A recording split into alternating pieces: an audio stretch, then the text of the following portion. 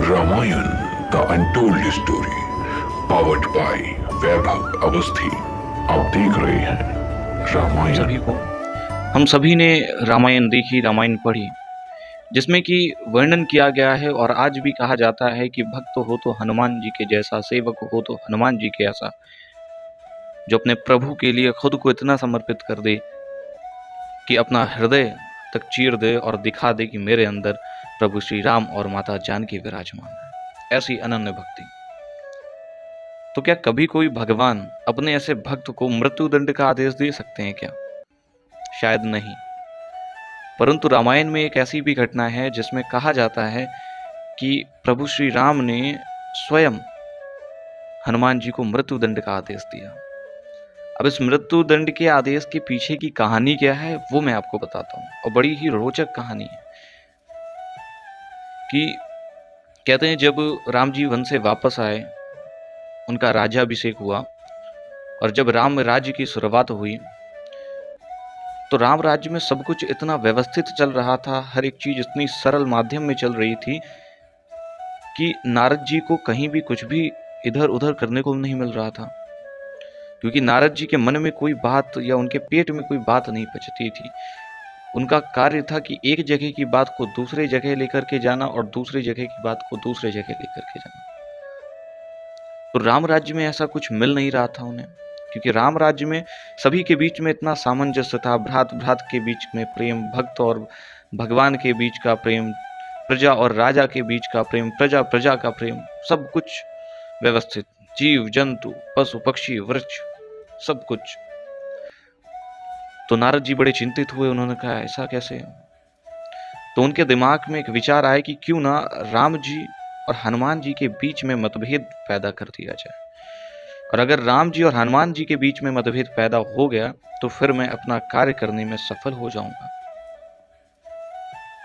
तो नारद जी ने हनुमान जी से कहा कि कल जब दरबार में सभी ऋषि मुनि संत सभी मंत्रीगण उपस्थित हों तो आप ऋषि विश्वामित्र का अभिवादन मत करिएगा, उन्हें प्रणाम मत करिएगा। हनुमान जी को लगा कि नारद जी कह रहे हैं कोई अवश्य ही कोई कारण होगा, कोई प्रयोजन। उन्होंने उनकी बात का कटाक्ष नहीं किया, उन्होंने मान लिया।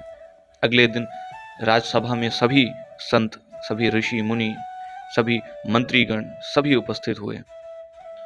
प्रभु श्री राम का आगमन होता है। प्रभु श्री राम के साथ उनके सेवक हनुमान जी प्रभु के पीछे पीछे चले आ रहे हैं। श्री राम जी एक एक करके सभी ऋषियों, संतों, मुनियों को प्रणाम करते हुए, सभी माताओं को प्रणाम करते हुए उनका आशीर्वाद लेकर के राजगद्दी में विराजमान हो। और प्रभु श्री राम की भांति ही हनुमान जी भी सभी का आशीर्वाद, सभी को प्रणाम करते हुए प्रभु की सेवा के लिए आगे बढ़े। उन्होंने ऋषि विश्वामित्र को प्रणाम नहीं किया, उन्होंने छोड़ दिया।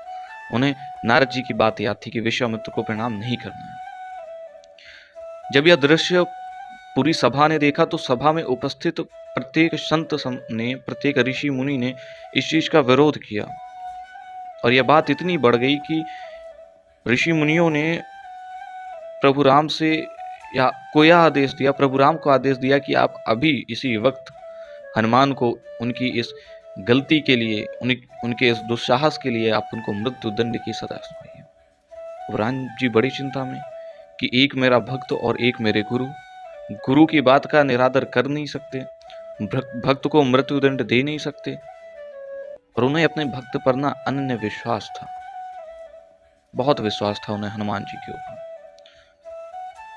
तो उन्होंने अपने गुरुदेव की इच्छा के लिए, गुरुदेव के वचन का पालन किया, और उन्होंने राम जी ने हनुमान जी को मृत्यु दंड का आदेश घोषित कर दिया। तो जब राम भरे दरबार में जब हनुमान जी के ऊपर तीरों की वर्षा करी गई तो हर एक तीर उनके समक्ष जाकर के निष्फल हो जाता और तेजहीन होकर के धरती पर गिर जाता। यह दृश्य वहां उपस्थित सभी ने देखा और सभी चकित रह गए। तब मुनियों ने आदेश दिया कि राम, अब तुम स्वयं अपने हाथों से हनुमान के ऊपर बाण चलाओगे। तो उन्होंने अपना अमोघ बाण ब्रह्मास्त्र निकाला। कहते हैं ब्रह्मास्त्र से बड़ा क्या होगा, तो जब श्री राम ने ब्रह्मास्त्र का उपयोग किया और जैसे ही उन्होंने ब्रह्मास्त्र को हनुमान जी के ऊपर छोड़ा तो ब्रह्मास्त्र भी हनुमान जी के हृदय के पास जाकर के तेजहीन, मानो कि कोई फूल, मानो कि जैसे सूरजमुखी का फूल सूर्य की किरण ना पाए तो मुरझा जाता है, उसी प्रकार से वह ब्रह्मास्त्र भी हनुमान जी के हृदय के पास जाता है और तेजहीन होकर के धरा पर गिर जाता है। अब तो कोई विकल्प ही नहीं बचा। अब जब इसके पीछे का कारण पूछा गया तो हनुमान जी ने बताया कि मैंने अपना सर्वस्व अपने प्रभु के चरणों में निछावर कर दिया है। मैंने सब कुछ अपने प्रभु के हाथों में दे दिया है। ये जीवन उनका है, लेने का अधिकार भी उनका है। तो ऋषियों ने पूछा कि जब राम ने आपके ऊपर बाण चलाया और ब्रह्मास्त्र चलाया तो उसका असर आपके ऊपर क्यों नहीं हुआ? उन्होंने कहा क्योंकि मैं उस समय भी अपने प्रभु को ही याद कर रहा था। मैं हमेशा अपने आराध्य का ही ध्यान करता हूँ। मैं राम राम राम राम की माला जप रहा था। और जिसके अंदर राम जी का इतना प्रताप हो, जिसके ऊपर राम जी की ऐसी छाया हो, तो दुनिया का कितना भी बड़ा संकट हो, स्वयं वो संकट भगवान के द्वारा ही क्यों ना भेजा गया हो अपने शिष्य की, अपने भक्त की परीक्षा के लिए, वो भी विफल हो जाता है। भक्ति करिए तो हनुमान जी की तरीके करिए कि जिसने आपको मृत्यु दंड का आदेश दिया वही आपको उस मृत्यु दंड के आदेश से मुक्त भी करे और सर्व समाज उसे स्वीकार करे कि आप एक अनन्य भक्त हैं, आपकी भक्ति में कोई छल कपट नहीं है। ये है रामायण।